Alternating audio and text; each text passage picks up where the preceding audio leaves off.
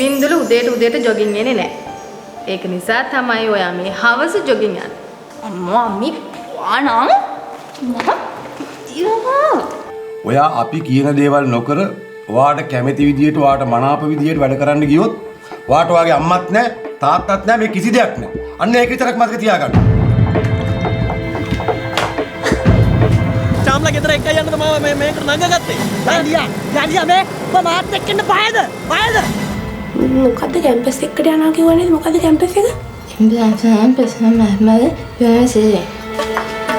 අයියෝ.